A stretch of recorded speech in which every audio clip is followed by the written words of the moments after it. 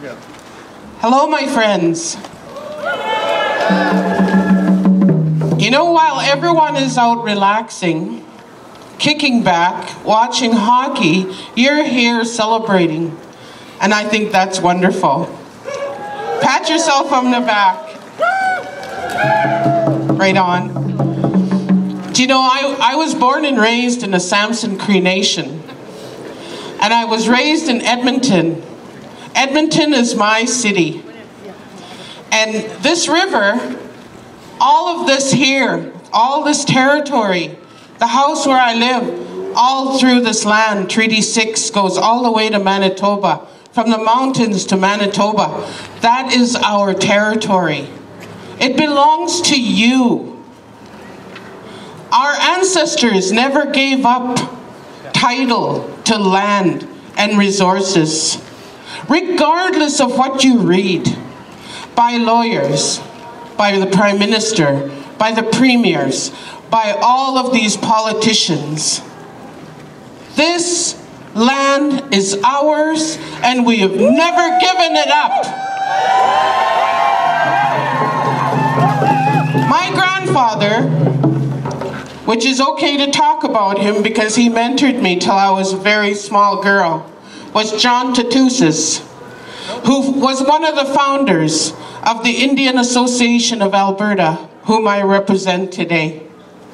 1933, they met in Duffield, Alberta, because during that time of the Depression era, already our ancestors knew there was going to be danger ahead. They already knew that the honoring of the treaties may not happen, and they already knew that there was going to be an Indian Act, and they knew that it was going to be amended, not to our pleasing, but to the government's wishes. This has been going on a long, long time. I've been an activist for 45 years, and there is no man on two legs that's got the power to just shut me up. No way. Let them try it, because I will hurt them. Because of what is at stake, ladies and gentlemen. Our children, nothing could be more precious. Worse than ever, I was a residential school as a little girl, and I defied authority. There was nobody that was going to be strong enough to ever touch me, because I would break their arms and legs. Because I was already a little fighter. I knew my language and I knew my culture. And I urge every one of you, if you do not speak your language, go and find an elder that will teach you. Go back. Go back to where you started, and go and relearn your culture and who you are and your ancestors. Where did they come from? What did they believe in? And there is no way that we ever gave up title to any of this land. Our ancestors agreed to share. They agreed to only give the depth of the plow. They didn't give up oil.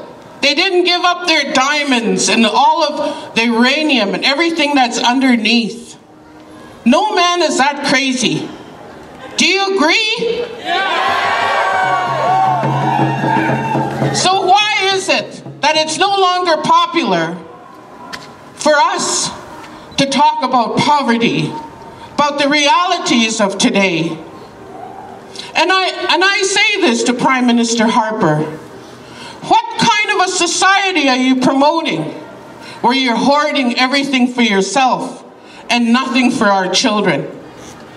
What kind of a society is it, or in a government, Prime Minister Harper, that builds all these super jails and not a dime for First Nations colleges? Shame, shame.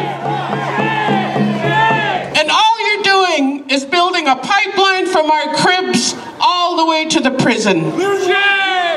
That is the only pipeline I see that's going to happen. And we're going to change all of that.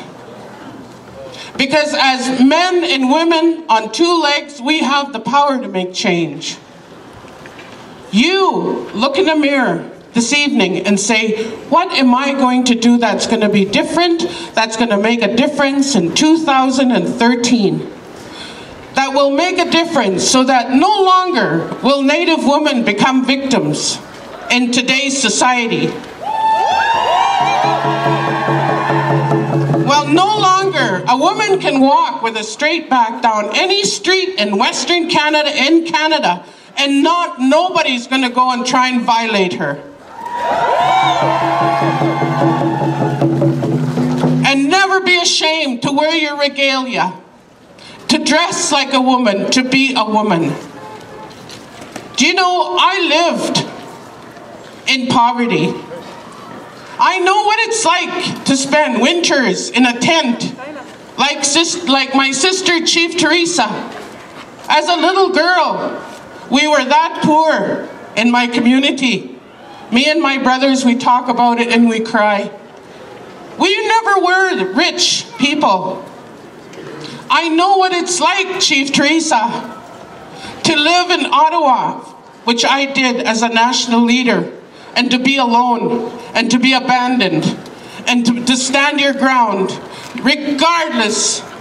If you have to stand alone, you do it, and you stand alone with pride. And that's what my sister Theresa is doing today, and I love her very, very much. I'm there with her. Hi, and I love you all. Have a happy New Year.